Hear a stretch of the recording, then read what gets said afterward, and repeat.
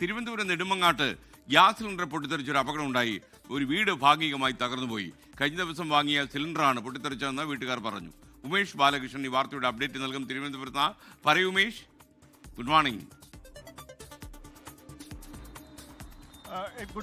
Good morning S K. ഒരു വല്ലാത്ത അപകടമാണ്. കാരണം ഗ്യാസ് കിട്ടാൻ ബുദ്ധിമുട്ടുന്ന ഈ ഘട്ടത്തിൽ ഇന്നലെ അവർ കാത്തിരുന്ന ശേഷം ഇന്നലെയാണ് ഈ ഗ്യാസ് സിലിണ്ടർ വീട്ടിലെത്തിയത്. അതിനുശേഷം മറ്റൊരു മുറിയിൽ സൂക്ഷിച്ച ശേഷം ഇവർ ഉറങ്ങാൻ കിടന്നപ്പോൾ ഉറങ്ങിയതിന് ശേഷമാണ് ഈ ഗ്യാസ് സിലിണ്ടർ പൊട്ടിത്തെറിച്ചത്. പുലർച്ചെ 2:30യോടെയാണ് അപകടമുണ്ടായത്. ഈ അപകട കാരണം എന്താണ് എന്ന് വ്യക്തമായിട്ടില്ല. തൊട്ടടുത്ത മുറിയിലുണ്ടായിരുന്ന ഷാജഹാൻ ഒപ്പം മകൻ നിഹാസ് എന്നിവർക്കാണ് പരിക്കേറ്റത്. ഷാജഹാന് 25% ശരീരത്തിൽ പൊള്ളലേറ്റിട്ടുണ്ട്.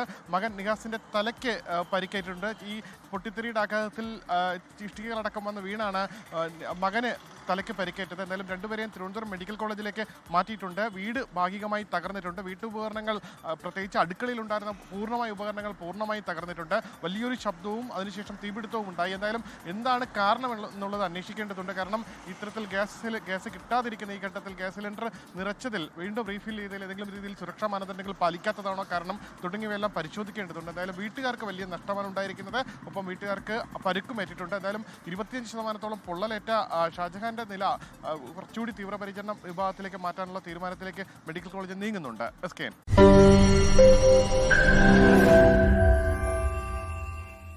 ലോകത്തെവിടെയായാലും ഏത് സമയത്തും 24 വാർത്തകളും ഓഗ്മെന്റഡ് റിയാലിറ്റി പാക്കേജുകളും എക്സ്പ്ലെയിനറുകളും വിശദമായി കാണാൻ ഞങ്ങളുടെ യൂട്യൂബ് ചാനൽ നിങ്ങൾക്ക് സബ്സ്ക്രൈബ് ചെയ്യാം.